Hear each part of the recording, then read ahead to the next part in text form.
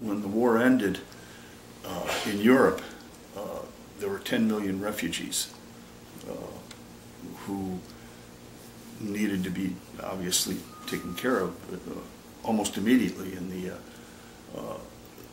the U.S. Army took on that role along with other allies. Mm-hmm. But one of the very first projects that the United Nations took up was developing a network of displaced persons camps, okay. The DP camps. I was born in one of those camps. If you or any relatives or friends or whatever were impacted by World War II or the post-World War II mm-hmm. DP camps, the Holocaust Museum has about 200 million documents that have been scanned and searchable. So if I were to present my parents' name, my own name, or friends, chances are the Holocaust Museum will be able to access that data, whether they're ID cards, copies of ID cards, or let you know when, where and when you got on board ship, etc., to come to America, to Canada. There's going to be an opportunity for people to register with the Holocaust Museum to access this information about themselves, their families, etc. So it's obviously aimed towards post-World War II refugees and or their descendants.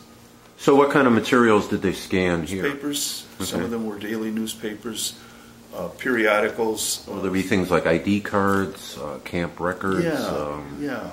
Things like that? Sure. Okay. Photographs? I imagine, yeah, photographs. And I believe the Holocaust Museum also has records of who might have been working in the Nazi economy, where, what mm-hmm. coal mine, what factory. People who collected the materials that we have here and elsewhere, they were well aware of how things were being distorted in the Soviet Union, and things were being deliberately destroyed in mm-hmm. the Soviet Union. Entire libraries were burned. Well, and the Nazis burned books too. Mm-hmm. Right. And so the folks like my father, like Leonid Fedynsky, who founded this museum, they did that in the hope and expectation that it would be of use someday, culturally, politically, for scholars, for national memory. There's this conviction on the part of people like my father and myself, that it's important to know your past, and if you don't have a past, you don't have a future.